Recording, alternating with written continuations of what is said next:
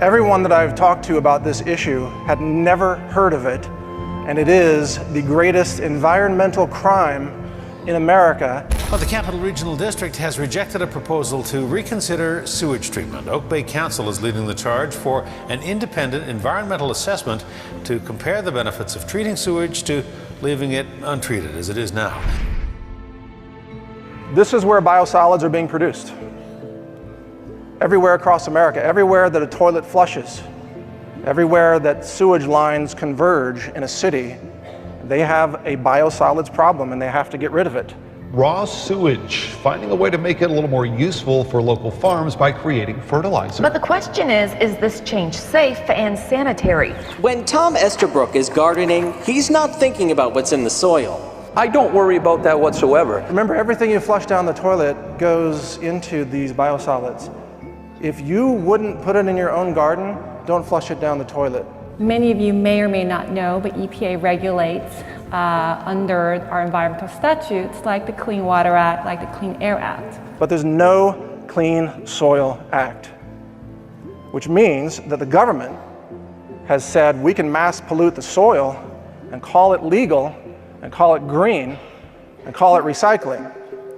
So we now have government legalized pollution, and it's been legalized by the EPA, which I would say, in my opinion, is a highly corrupt organization that needs to be radically reformed to actually protect the environment like they used to do back in the 1970s. The EPA and we as a country have inadvertently created really a devastating vector for bioterrorism of ourselves.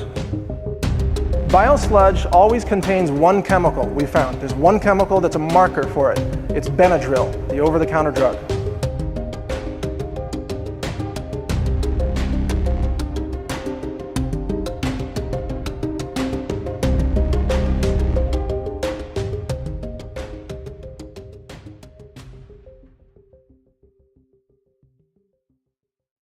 Our ecosystem is in the crosshairs of this biosludge industry. They're making money while poisoning the planet with toxins that persist in the environment. This issue is so much larger than at first it would appear. It's not just about toxicant exposure, it's actually about the very root of our species definition being completely undermined. Anyone can walk up to a sewage treatment plant, access a sewer line, and put tons of material in it that would never be detected. At a time when we've got the World Health Organization and the CDC very concerned about the rise of antibiotic-resistant superbugs, here we are, city by city, spreading infectious material, viral material, antibiotics in the biosludge with pharmaceuticals and hormone disruptors and immune suppressors. And then we wonder, well, why are people getting sick? Sewage sludge contains over 80,000 chemicals, and that's because the EPA made a rule that requires all industry to dump their industrial chemicals in sewage. And every year there's 1,000 new synthetic chemicals. And of course EPA keeps telling us it's nutrient rich. But what they are doing out of ignorance and greed is basically a form of domestic terrorism when unknowingly or unwillingly they spread the myriad of pathogens and toxins that cannot be eliminated from the natural environment.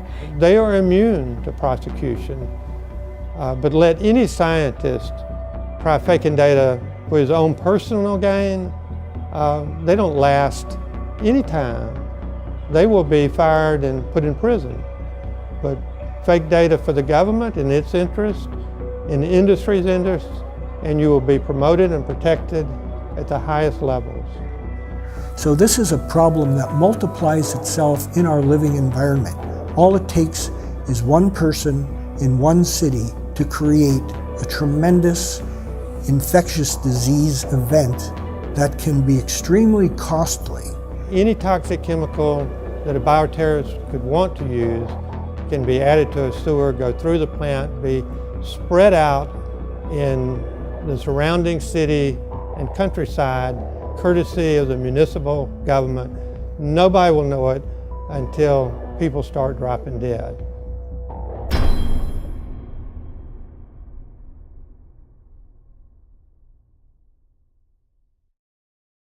Rather than using the euphemistic term biosolids, in our work we prefer the term toxic sewage sludge. The sludge, the solids that come out of the back end of anybody's publicly owned treatment works or wastewater treatment plant is sludge. It is the solids. It is known as sludge under any federal definition. And because it is toxic material, we refer to it as toxic sewage sludge. Sewage sludge contains every single chemical that you can imagine, because every industry, every entity that's connected to a sewer can discharge their hazardous and acute hazardous waste, and treatment plants are not designed to remove these. So it is not a wild statement to say that the sewage sludge is likely the most pollutant waste mixture of the 21st century. Well, when humans consume all of the mostly processed foods, which are contaminated with a lot of man-made pesticide residue and insecticide residue. I mean, you look at the earth and it all starts really from the farms, and the plants are sprayed with all kinds of industrial chemicals and herbicides and pesticides, and it's really like a revolving system that goes around, because then you have what rains and you have the water runoff that goes into the rivers and into the lakes and contaminates the water. So this whole system just circulates around, and then it goes to the human. Biosolids is a stream that's exiting a wastewater treatment plant. And probably the best way to describe it is a wastewater treatment plant takes inputs from the sewer system, and it's split into two separate streams. You have a liquid stream and you have a solid stream. The solid stream is known as wastewater effluent, or wastewater.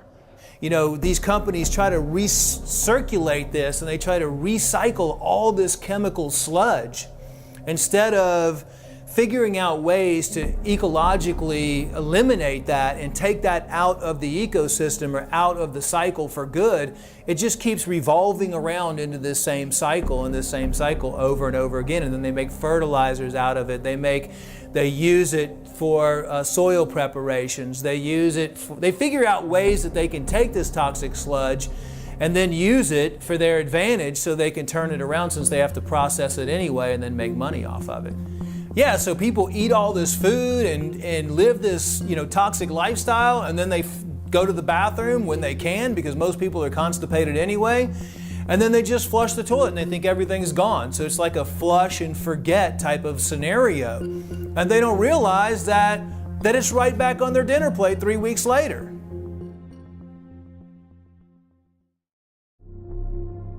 As part of our scientific analysis of biosludge products, we went out and purchased at retail in Austin, Texas, 3 different biosolids products that come from human sewage in different cities. Those products are Milorganite for gardens, Milorganite in the bulk bag for lawns, which comes from Milwaukee sewage. That's human sewage from the city of Milwaukee. And then Texas native Dillo Dirt, which is human sewage from the city of Austin. These 3 products all make extraordinary claims about being eco-friendly and safe to use on fruits and vegetables, and even safe to use around children and pets. So let's take a look at the packaging and see exactly what they're claiming.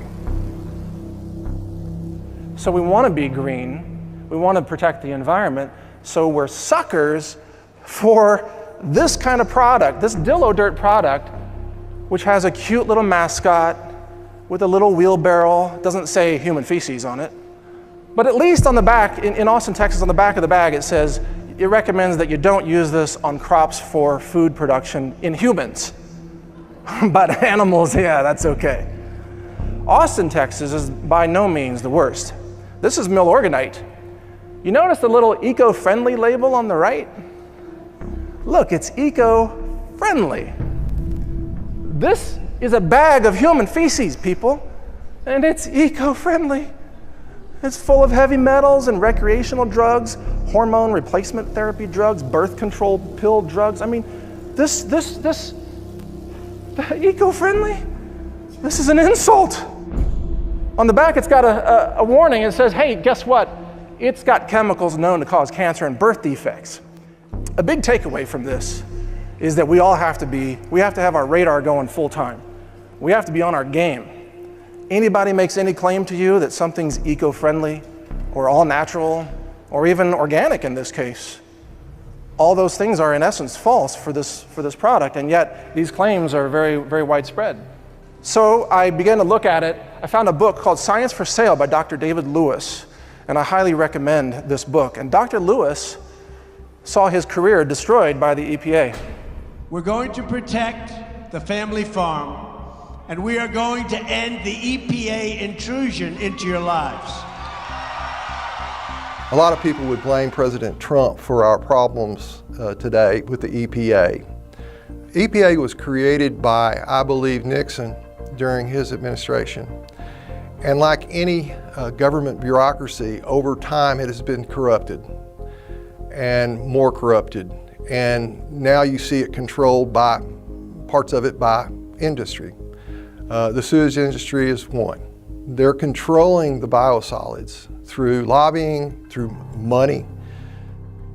It will be hard to take that down. Increasingly, from what I've observed, the EPA is almost more like a cheerleader for the industries that really are, at this point, causing vast contamination of the biosphere. When recently Monsanto was allowed to petition the EPA to increase the exposure limits for Roundup, it was clear at that time that this was really a horrific decision due to the fact that we know now Roundup can actually act as a carcinogenic endocrine disruptor in the parts per trillion range. The EPA is not what it used to be. I believe it was at least created for all the right reasons. At least I'd like to believe that. The reason for bringing EPA to life was to really protect the environment. But what EPA is doing right now, it's far from the environment and far from protection. I think people like David Lewis, who was at some point EPA senior staff scientist and who now are outspoken, independent scientific voices out there, can again have a say in how EPA functions. I worked at EPA for 32 years. Beginning in 1970 when EPA was created, EPA was a good agency, had good intentions, good scientists. That changed in 1993. There was a mass exodus of EPA scientists at that time. So the scientists that remain at EPA today is a different culture than when EPA was created. I am speaking out because science was everything to me, and science is all about the truth. My life was dedicated to it. Once science at EPA was no longer about the truth, but it was about supporting certain industry practices and certain government policies, I wanted no part of it. But rather than walking out the door like many of EPA's scientists did when that happened, I decided to stay in. I filed a series of whistleblower lawsuits to get discovery documents. I wanted to understand how this happened, and I felt like I could do more for science to tell this story than I could in a laboratory producing data that would never see the light of day anyway. In the federal government, when data are fabricated, they can get away with anything in the way of fraud, covering up adverse health effects, faking data. The individual at EPA who came up with EPA sludge policies, Henry Longus, in the mid-1970s, and was still protecting biosolids with fake data when I left EPA in 2003. He received multiple presidential awards in the Rose Garden by President Bush, even though it was known all of the fraudulent activities he was involved with. They are immune to prosecution. But let any scientist try faking data for his own personal gain, they don't last any time. They will be fired and put in prison. But fake data for the government in its interest, in the industry's interest, and you will be promoted and protected at the highest levels. One of the very confusing aspects of this whole business of land-disposed toxic sewage sludge is based on the question, how can this be legal? If it is known to be so toxic, it is known to be the inciting agent of so many chronic and acute diseases, infectious diseases, cancer, neurological disorders, well, it has to do with the U.S. Environmental Protection Agency. Years ago, they conferred the decisions on regulation and use of sewage sludge to the states. And the state departments of ecology or the state departments of environmental quality then had the right and the freedom to relax the regulations and adopt some EPA standards for concentrations of toxic or to apply their own regulations. State agencies tend to be cooperative, so the State Department of Ecology in Washington State, as one example, collaborates very nicely with the State Department of Agriculture. And state departments of agriculture like to help farmers, and one way they help them is to figure strategy for reducing costs of farming, including the costs of fertilizers. Counties, on the other hand, and municipalities have an enormous burden of what to do with all the sewage sludge. Nearly every municipality has a wastewater treatment plant. All of the sewage sludge is toxic. Wastewater treatment plants, as I say, do not treat wastewater. They separate it into the solids and the water with the intent of recycling the water and beneficially recycling the solids. The problem is that the standards and the testing of the solids, what we refer to as toxic sewage sludge, are so low and so minimal that all of these flame retardants, pesticides, industrial chemicals, infectious agents from medical facilities and just from the general public, as well as from agricultural operations, all end up right back into our food supply and the environment. Rightly or wrongly, politicians are more concerned about their retirement and getting reelected. So it's, don't come in here and make waves. We have everything under control, and I have to worry about my retirement. You hear that so often with municipal workers. You know, I'm not interested in you making any waves. I'm not interested in saving a buck because it's not my money, it's somebody else's money. And I don't want to have to, you know, run the risk of maybe it not working, and then I look bad, and somehow I end up sacrificing my career. All those are absolute inputs into why decisions are made on a municipal and a government level.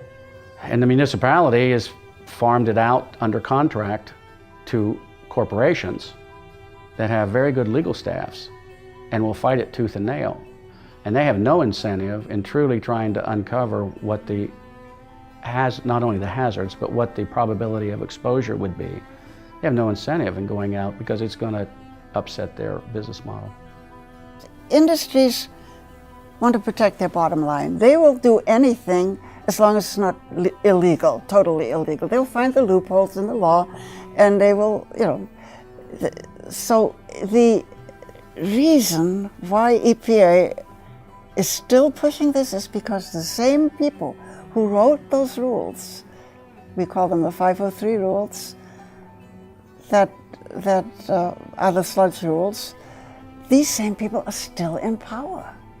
They are still in charge, and they will not admit, no matter how many dead bodies, no matter how many dead cows, no matter how many people got sick, they will never admit that they made a mistake, or they will never even admit that they based their data on information that is no longer, is antiquated, outdated, and maybe now we have new damaging data, and maybe now it's time to really overhaul the rules completely, that they will not admit it.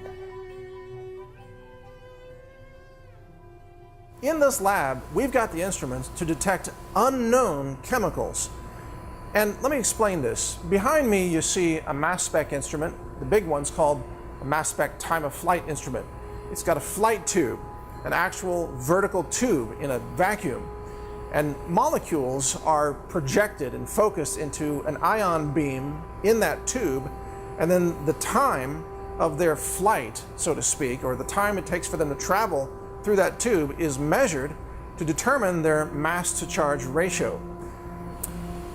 All right, we've done the mass spec analysis and we have the results here. What did we find? Well, I'd like to draw your attention to the screen right now. This is what's called the TIC result. This is the total ion chromatogram, or TIC for short. And here it is for the Dillo dirt from Austin, Texas. And here it is from Milorganite in Milwaukee. So right away we can see that these look different, and each peak is a different chemical. This is Milorganite. Every color is a different potential chemical that was found in the analysis. In fact, every peak is a different potential chemical, and if we zoom in on this, we can actually see that there are thousands of different chemicals. The numbers you see are the area response as well as the retention time. The x-axis is time, the y-axis is counts for that specific chemical mass. And if you look at our list over here, we see that we have 3,504 potential chemicals in the Milorganite sample. Right here is warfarin, blood thinner that can be deadly. One of the side effects is death. And that's just one chemical out of thousands. Here's atrazine, right here, atrazine-D5. Atrazine is a toxic herbicide that causes chemical castration and gender bender changes in both humans and amphibians. And here it is. We're seeing it identified as a likely candidate in this biosludge sample. You are being exposed to thousands of different chemicals, and yet they call it organic and they call it eco-friendly. That's Milorganite. Even the name is misleading. And so let's take a look at Dillo dirt from Austin, Texas, and let's see how many chemicals we can find as potential candidates in that product. Is 1,969 candidate chemicals. So it's about half of the number of chemicals that were found in the Milorganite product, roughly about 4,000. This is roughly about 2,000. And yet, many of them are the same. We have pesticides, herbicides, atrazine, fungicides, pharmaceuticals. We have recreational drugs and industrial chemicals, as well as chemical solvents, plasticizers, hormone disruptors. All of these things are found in Dillo dirt. And this is in 1 microliter. 1 microliter, 1/1,000,000th of a liter of Dillo dirt. And this is being done again by cities. And Austin says it's a progressive city. Austin claims to be all about halting climate change and the eco-friendly technologies and clean solar energy. And yet they're selling this, thousands of chemicals, to their own residents. People are lining up to buy this stuff and put it on their gardens. They think they're home gardening with an organic fertilizer. Here's the truth that the city of Austin doesn't want you to see.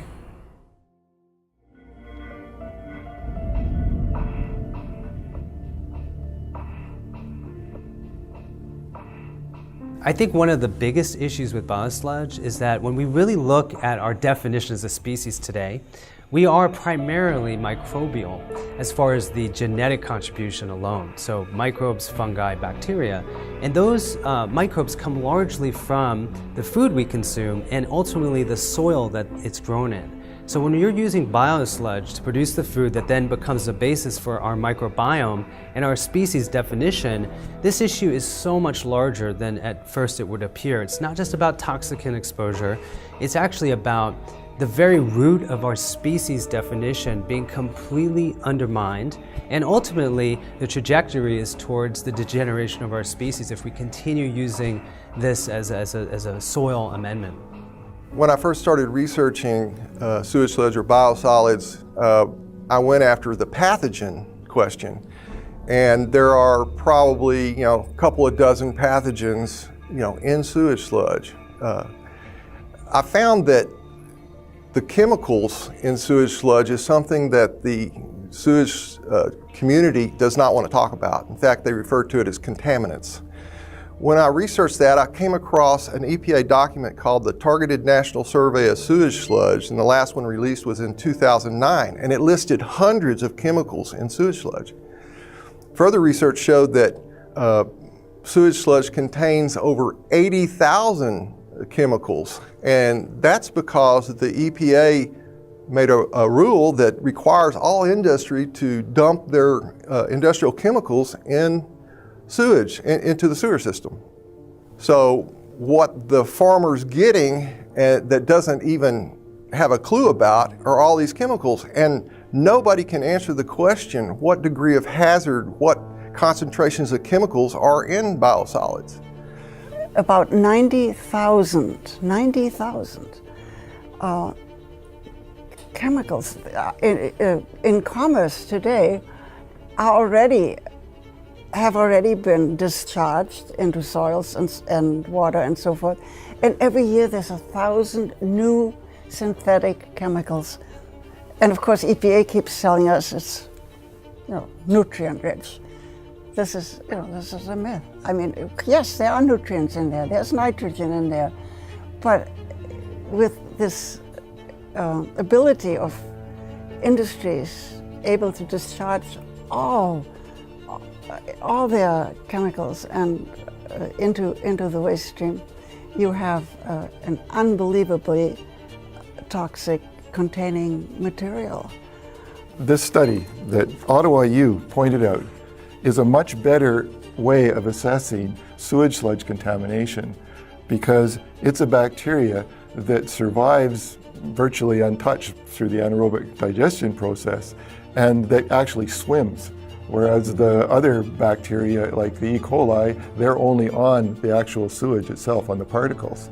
But this stuff swims, it lives, and it's almost, they said it's really restricted to sewage, like it comes from our colons in our bodies. And so they recommended that it be used as the indicator. Well, of course, that study was just disappeared. Nobody's commented on it or done anything about it. Let's take a look at biosludge under the microscope. So we've got a digital microscope here, and we've got some mill organite on a white tissue, and we're going to zoom in and start to take a look at what we can see.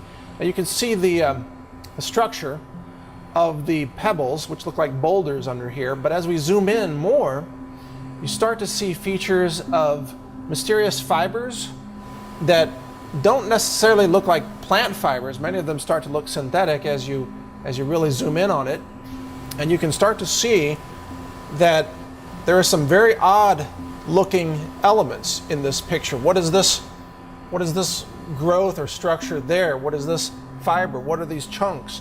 And you can actually start to maneuver around the scene using this microscope setup. We're looking at essentially a dehydrated, pelletized form of human sewage. And it should be no surprise that it's full of all kinds of questionable and disgusting things. And throughout this landscape, you see mysterious fibers. Now we're starting to see more details about this structure. What is this yellow object that's lodged here inside the turd boulder? What does this look like? Microplastics.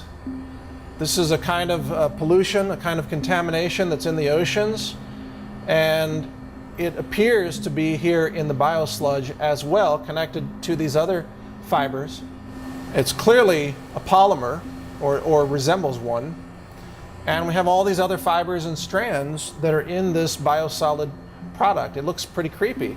Is this something that you want on your food?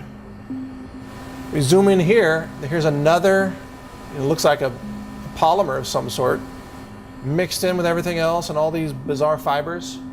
And whatever this mass is here that has glommed on to this turd boulder, you know, this is what you're putting on your garden, people. This is what's going on your food. First, notice that Milorganite from Milwaukee says it's eco-friendly. This is one of the big claims. Eco-friendly. So if you take a concentrated form of human sewage, viruses, heavy metals, even industrial waste, all kinds of toxins, and you concentrate them, you can call it eco-friendly according to Milorganite. In small print, in complete contradiction to the primary claims on this label, they say that this product may cause cancer. This product contains detectable quantities of chemicals known to cause cancer, birth defects, or other reproductive harm, they say. They even say, by the way, do not apply near water, storm drains, or drainage ditches. You know why? Because if it runs off into the rivers and streams and oceans, it kills aquatic life. So they say, don't apply it where it might run off into the water. Instead, they say, apply this product only to your lawn and garden and sweep any product that lands on the driveway, sidewalk, or street back into your own garden to grow the foods that you're feeding your children. Now we get to Dillo Dirt, which comes from Austin, Texas. This is human sewage that people flush down the toilet in Austin. And you see an armadillo with happily carrying a wheelbarrow full of human sewage. They call it Dillo Dirt because they can't call it Austin sewage. Nobody would buy it. Now, in every case, these products claim to meet state standards and federal standards, which are, of course, a joke when it comes to real eco-sensitivity and human health.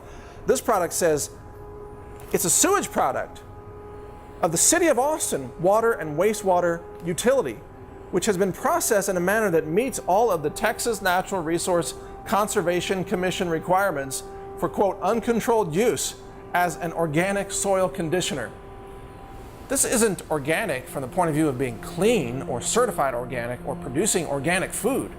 If you put this on food, that food is not organic. That food is polluted, contaminated food. But they don't tell you that on the bag, do they? They just have a happy image and happy claims, and they say, no problem, use it almost everywhere.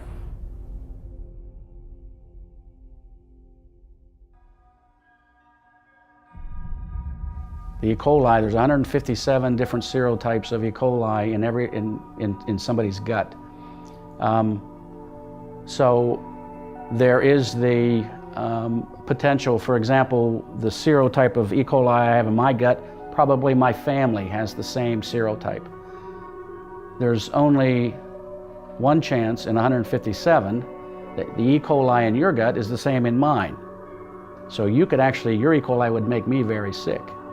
So, but there's 156 chances out of 157 that I'm going to get sick if I get contaminated with your E. coli. All 157 varieties are in biosolids. And that's the problem. In the bioterrorism paper that I wrote, that is a serious concern, because now someone can go and take that, and it's not DNA traceable.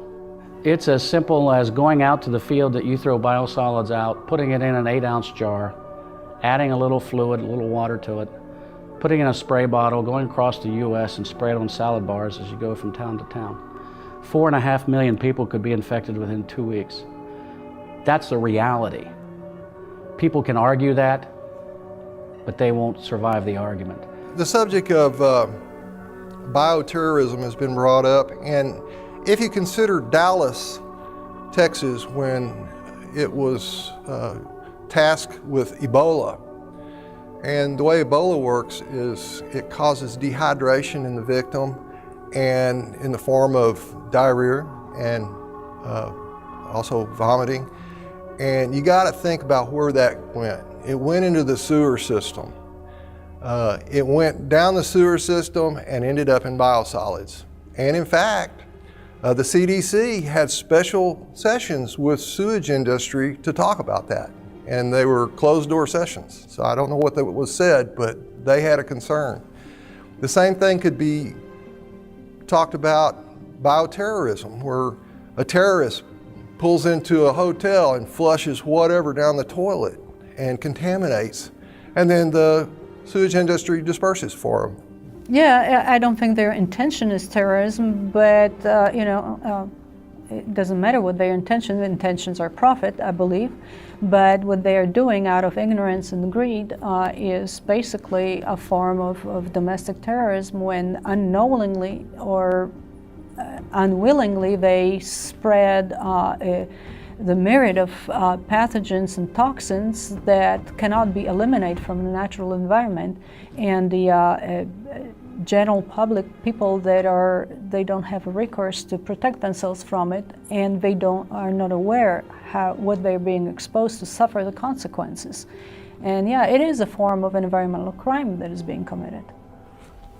It is possible to create resistant strains by plan and intent to use as a weapon in biological warfare. The intent of that kind of behavior is to cause primary infections in people who may be consuming the food or water. The secondary, unexpected, but appreciated consequences of this activity is that all of the victims of this first biobomb bearer are the people who get exposed to the sewage sludge and the wastewater effluent, where all of these people discarded their own waste. So this is a problem that multiplies itself in our living environment. All it takes is one person in one city to create a tremendous infectious disease event that can be extremely costly. It's costly to the healthcare system, but also there are enormous economic costs because people who are infected are taken out of the workforce. So you have more than just the infected individual, you have a healthcare system that's compromised, and you have extraordinary economic impacts. After 9/11, I was put on EPA's short list of bioterrorism experts to contact in case of a bioterrorism attack on the United States. I submitted a report to EPA that my concerns was over land application of biosolids, because anyone can walk up to a sewage treatment plant, access a sewer line, and put tons of material in it that would never be detected, that would go to the sewage treatment plant, go out onto farms and contaminate our land. This is an open door, an open invitation to bioterrorism. EPA lacks regulations on sewage sludge. They'll go right, any toxic chemical that a bioterrorist could want to use can be added to a sewer, go through the plant, be spread out in the surrounding city and countryside, courtesy of the municipal government. Nobody will know it until people start dropping dead. When you dump these toxins into an ecosystem, you got to understand that that ecosystem is full of living animals that will then spread those toxins. So you've got birds, you've got ground animals such as squirrels, and you have insects, flies, just common flies, for example, that are attracted to this waste product, and then they spread it. Even moths can spread it. And these toxins then contain viral strains and bacterial strains and fungi. And this then gets spread out like an expanding biological weapon system. It's almost as if dumping biosludge in a forest or in any kind of natural area is a kind of ecological terrorism. If you were a terrorist organization and you wanted to harm the ecosystem and wipe out life in a forest, for example, you would try to find a substance like this that's full of thousands of potential poisonous toxic chemicals, and you would dump that and you would see life destroyed. Well, cities are doing that.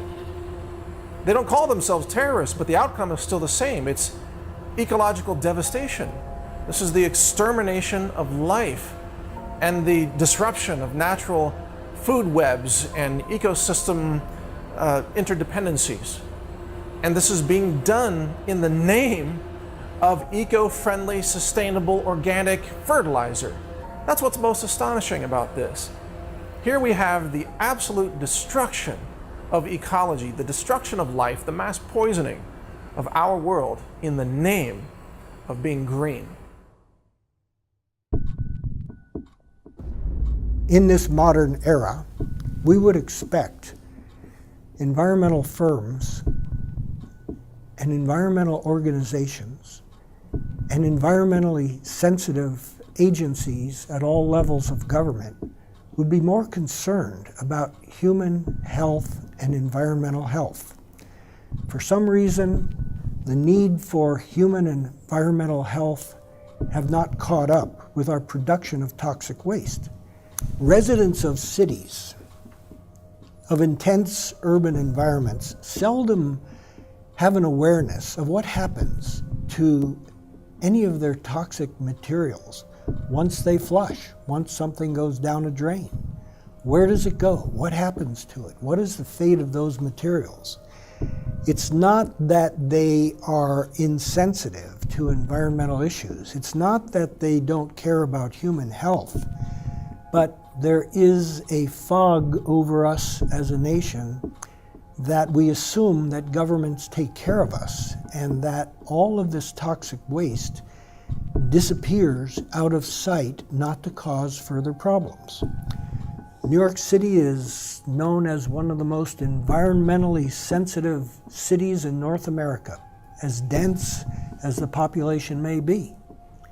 But when you make an inquiry of people in New York about where the sewage goes, they don't know. Many of them do know there are major wastewater treatment plants in New York, and they know that the water gets flushed right into their waterways that surround New York, but the sewage sludge itself is hauled by truck and train points west.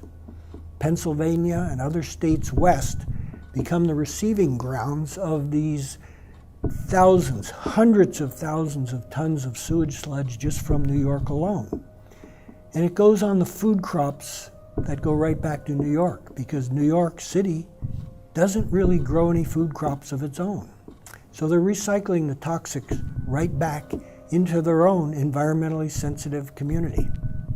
The toxic chemicals that are in sludge now that's been applied to land,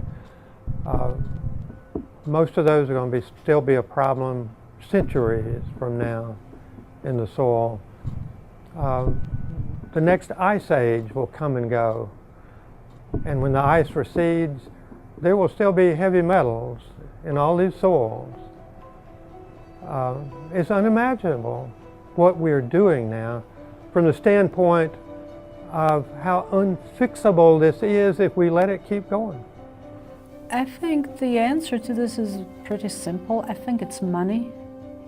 And you can make a lot of money on climate change scare, and you can make a lot of money on easy money on distributing the sludge. And if you eliminate that, I think it is profit that drives those eco trends and scaring people into believing that glaciers will melt and we will all drown because the oceans will rise and all that, and because of a human activity. But there is a human activity that actually destroys our environment, and that is applying, for example, applying sludge on agricultural land. And that is not being reported. And that's, maybe I'm simplifying, and I probably am simplifying the reason, but I think it's human nature. It's money, it's careers at stake, it's a status quo, maintaining the status quo. We are resistant to change. What I think, and what has happened around the country, is companies like Synagro, these sewage companies, they will contribute money to these organizations, and they let them know, and then the organization feels like they owe them a favor. People are only green until they have to remove money from their wallet. Big companies are the same way. oh, let's talk about a good PR program here. We are definitely environmentalists. No, it's going to cost you $200 million for you to fix your wetlands problem. Well, we're not that green. I'm not going to spend that. I mean, everybody's green until it impacts them. That's the problem. They have no vision. They're only looking at it from a PR point of view as how does it generate more revenue for me? How does it generate more benefits for me? So making a shit brick and forcing people to buy it doesn't do anything for them. This is an attack on not just science, it's an attack on humanity. It's an attack on the integrity of the food supply. It's an attack on the sustainability of life on our planet. Our ecosystem is in the crosshairs of this biosludge industry. They're making money while poisoning the planet with toxins that persist in the environment and in combination may have unknown consequences for ecological health and human health. This could be affecting fertility for generations yet to come.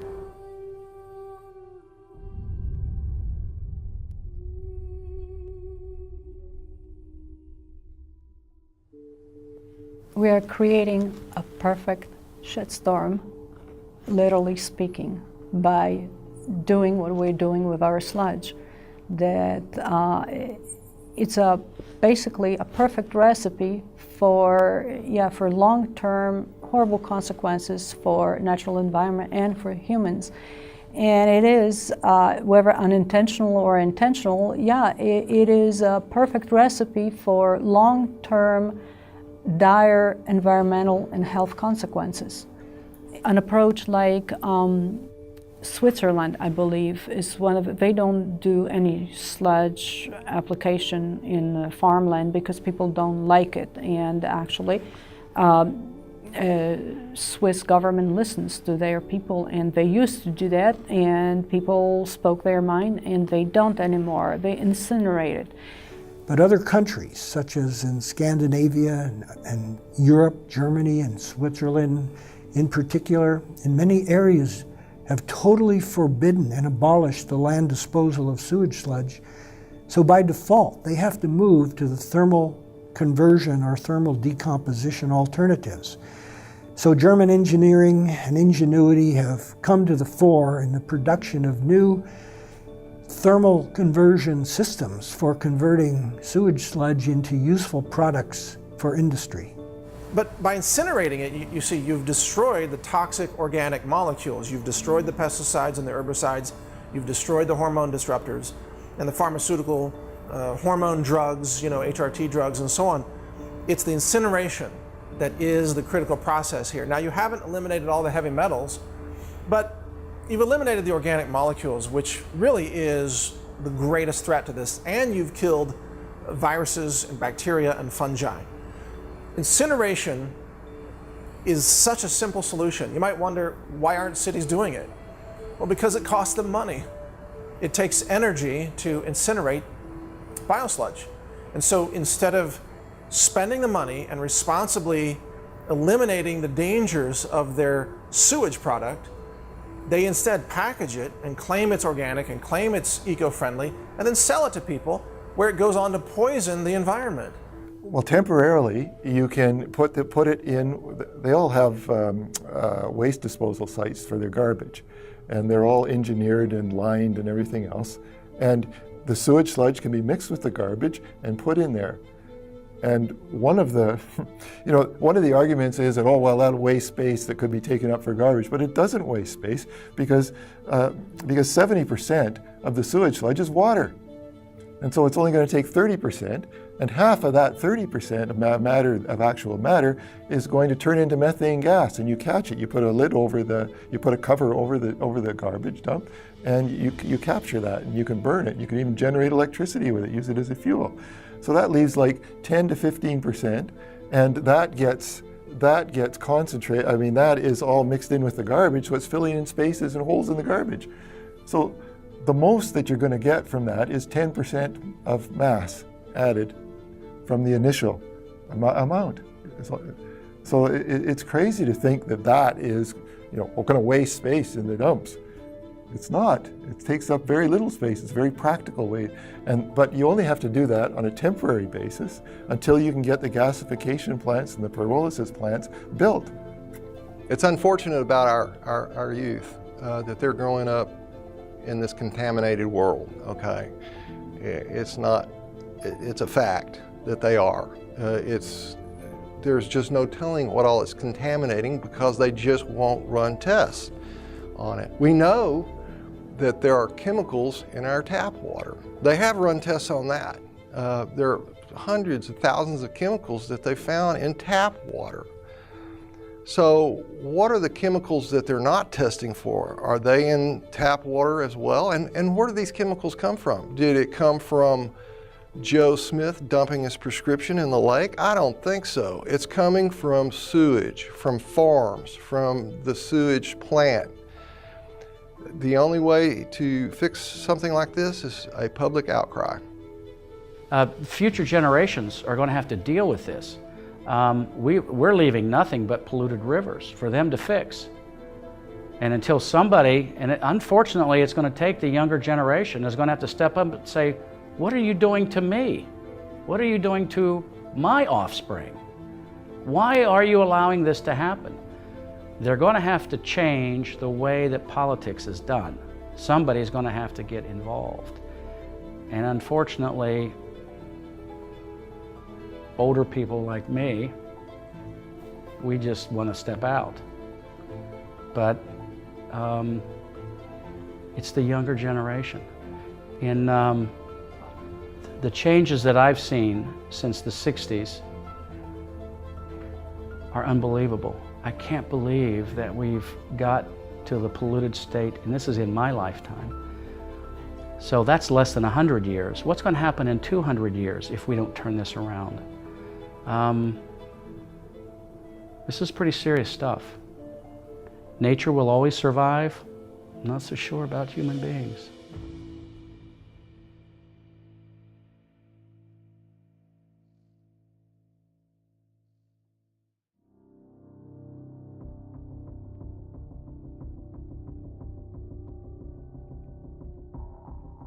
This is Mike Adams, the creator of the Biosludge film, founder of CWC Labs, publisher of naturalnews.com, and creator of the YouTube alternative video community known as Brighteon.com. I'm bringing you a special commentary here because every institution in the world is trying to hide this biosludge issue from you. Every institution, maybe an institution that you have come to trust.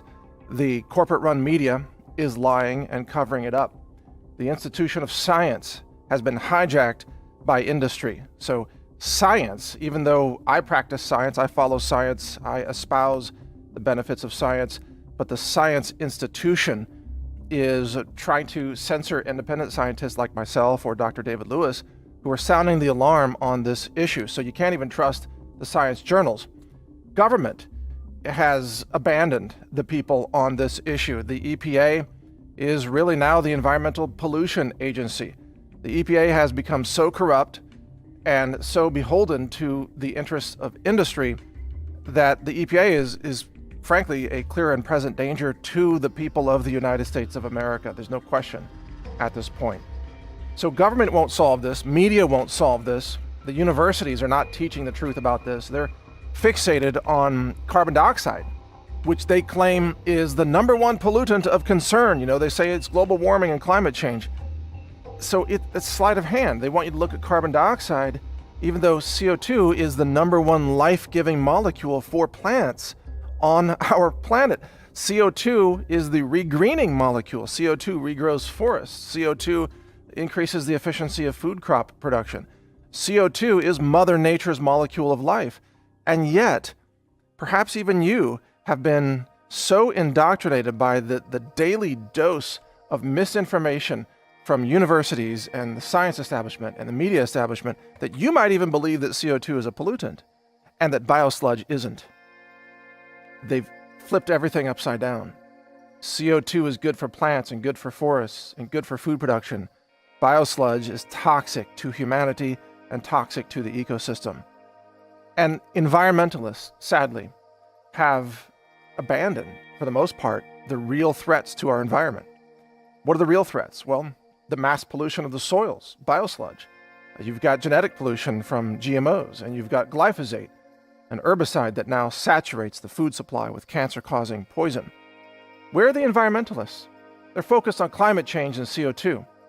They're not focused on the real issues that are polluting and contaminating our world right now, causing infertility and cancer. And even now we have this polio-like illness, this mystery disease that's affecting children all across America. There's a massive CDC cover-up. They don't want to talk about what's causing that. And the experts haven't figured it out yet. It's probably related to chemical exposure through biosludge, pesticides, toxic medicines. The institutions in power don't want to tell you the truth about what's actually poisoning humanity. They want you to give them more power through elections, for example, and yet both political parties are abandoning humanity when it comes to this issue of biosludge, biotoxins. Think about it. Where are the Democrats on this issue? Nowhere to be found. Where are the Republicans? Busy with other stuff. There is no political process by which this can be solved because industry has so corrupted government that government has become the problem. Government cannot give you the solution to this mass chemical contamination and environmental destruction and human health destruction that's taking place because of biosludge. It's even worse than you might suppose. These institutions are run by people who are all part of really a worldwide effort to try to depopulate the planet.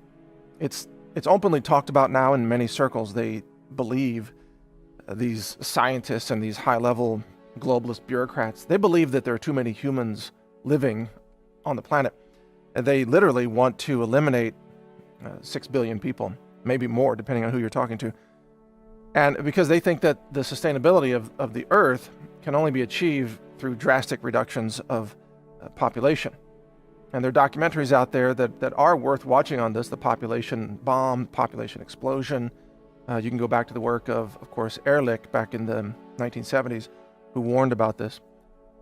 But ask yourself, you are part of that population that's living today.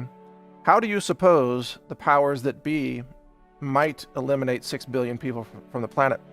To accomplish that, they either have to achieve mass infertility or mass death. Those are the only two options. And when you look at this practice of the mass poisoning of our soils and our food supply and our environment, you can't help but ask, is this deliberate? Is this a mechanism by which the human population is being exposed to an incredible array of toxins, not just chemical, but biological? Think about it. Every biological weapon system, let's say, that is dropped into the sewer system is then automatically spread by cities to the countryside, all across America. You saw the documentary that the biosludge waste from New York City and New Jersey and other places on the East Coast gets spread all across America. This is the mass chemical poisoning of the American people, and it is deliberate, and there is a cover-up. And every institution that's in power today is working against humanity. And this is a realization that very few people have come to. The government will not save you. Voting Democrat or Republican will not save you. Asking science to solve this problem will not save you, because science is sweeping this under the rug. Going to the medical institutions will not save you. They profit from disease. They profit from cancer and Alzheimer's. They have no incentive to eliminate this chemical exposure. The agriculture giants, they have no interest in solving this problem because it's their poisons that are in the food supply. They are part of the problem. Bayer, Monsanto, you name it. There is no institution. The media won't tell you the truth about this. The environmentalists are too focused on climate change. Even the tech giants, they censor all this information. Facebook, Google, YouTube, and Twitter. They've been censoring my work for years. YouTube completely shut off my video channel earlier this year so that you could not see the videos that I'm producing. Videos that warn humanity about what's coming, about what's happening. YouTube is evil. Google is intensely evil. Facebook is evil. And they will censor anybody who talks about the true story of what's happening with Biosludge today. Because they do not support the environment. They do not support independent journalism. They do not support real science. They are controlled censors. They are controlled tyrants. They are authoritarians. And anyone who dares to question the status quo, even if that status quo is engaged in the mass murder of humanity, they will be silenced, censored, shut down, shut off the internet. And viciously attacked on top of that, smeared, slandered, you name it. I've had all that happen to me, which is why I've put out this film for free. It's why I'm encouraging you to post this film to your own YouTube channel. Just give us credit, link back to brighteonfilms.com, but post it everywhere. Post snippets from the film.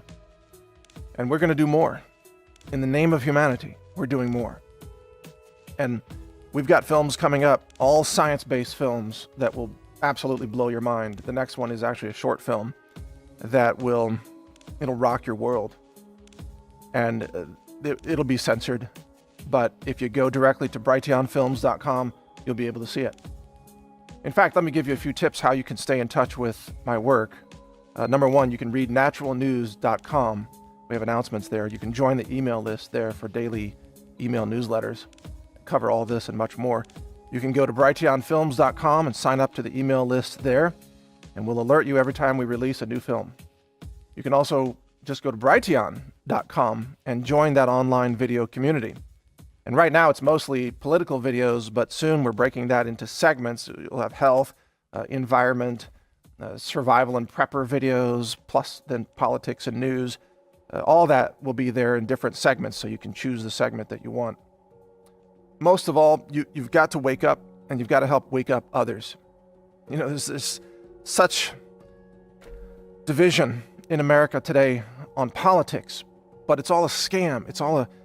They've got us focused on hating each other for political reasons, or hating each other for race reasons, or some people hate white people now, and some people hate black people, some people hate Christians.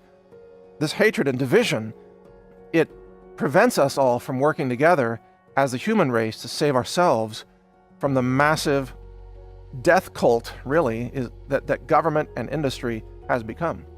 This collusion between industry and government, it's a death cult. It's a murderous regime. And if we don't stop them, all of us together as human beings, if we don't stop them, they will destroy our world. They will destroy our ecosystems. They'll destroy the aquatic marine ecosystems. They'll destroy all the fish in the sea. They'll destroy the land, the air, and the water. They'll destroy the food supply, and this is part of their goal. They literally do not want you around. They do not want humans to continue to proliferate. This is their stated goal. So if you want to survive, if you want to have a future for humanity, somehow we the people must really overthrow this entire system of government and industry and corruption. And this is not against free market capitalism, it's against corrupt capitalism, corrupt free markets. Some of you may say, well, free markets are the problem. No, corruption is the problem. Because look at communist China, the worst environmental nation in the world, run by communists. They pollute everything. They're murdering their people with a severity that we can't even imagine in America today. Communism does not equal environmental stewardship, not by a long shot. But neither does a corrupt free market system. We need honest competition. We need a meritocracy, I believe. But we need to hold our governments and our corporations accountable. And so there's room for that on the political left and with conservatives and libertarians as well. Everybody who wants to live should be on the same side here, fighting against the mass pollution, fighting against the government corporate collusion and corruption that now typifies our society. It almost doesn't matter who you vote for anymore, you're still being poisoned. And so the solution cannot come through the ballot box. The solution can only come from we the people rising up and demanding an end to the murderous regimes of globalism that are trying to kill us off and kill off our children and even just erase our fertility. They want the human race to practically come to an end for whatever evil, nefarious reasons they have. They are the enemies of humanity. And they will not stop until they poison every single one of us. Actually, they've already done that. Every time you eat food that's grown in biosludge, you are poisoned. Just living in modern society saturates you with poison. You can eat organic, and that helps, and I advocate that. But even if you eat organic, your body still contains glyphosate. It still contains, hormone drugs. It still contains plasticizer, hormone disruptors, and mimickers. You are being biologically altered by the chemical intoxication of our environment. Something's going to have to change, or the global ecosystem will collapse, and humanity will go down, and we will cause a mass extinction as we're going down. It's well underway. As Dr. David Lewis said in the film, the problems that we're creating today with biosludge will last for centuries, if not millennia. They'll still be able to find the heavy metals in the soil, 1 million years from now, that we spread all across the lands. We've poisoned the land for millennia. The future of humanity, if it even survives this global onslaught, will be dealing with the pollution that we're causing now because we, the people in the present, were too foolish to stand up and stop the mass poisoning of our world, of our physical world, our soils, our food supply, our croplands, our forests. If we don't stop it, we don't survive. We don't make it. Now, I don't have children, but perhaps you do. I want your children to be able to survive this. I want your children to prosper. I want humanity to make it. And I'm going to use every effort that I can during the remainder of my life to try to save humanity from this evil agenda of mass poisoning, genocide, and depopulation. I'm going to use Brighteon Films as an outlet for many of these science-based films that are coming out. I've got a multi-million-dollar laboratory facility, CWC Labs, of course, where we're doing much of this research. We've got multiple mass spec instruments working on a triple quad mass spec right now. I appreciate your support. You can support me in what we do and continue to fund these films by visiting my online store, where everything that we sell is lab tested to make sure it's clean. It's the cleanest supplements, the cleanest superfoods on the planet. We test everything. And that store is called healthrangerstore.com. You vote with your dollars. If you want to vote for our work in the name of humanity, just purchase products at healthrangerstore.com. Lab tested, high nutrient density, ultra clean, ultra potent, 700 different products for your home, green living, dietary supplements, all kinds of amazing solutions there. healthrangerstore.com. And the more support we get from you there, the more films we can make like this one. And the more we can expand our science lab, the more we can really do the job that needs to be done, the job that the EPA has abandoned, the job the FDA has walked away from, the job the government's supposed to be doing, but they've become a joke. We, the people, have to do this, and I need your help to get it done. So thank you for your support. I'm Mike Adams. We will continue to produce films like this on topics that affect all of us, regardless of your political affiliation, regardless of your race, your gender, your sexual orientation, your religion, your nationality. I want you to live. I want you to be safe. I love humanity. I have compassion for every living being. And if we work together, perhaps we can stop this mass poisoning of our world. Thank you for watching.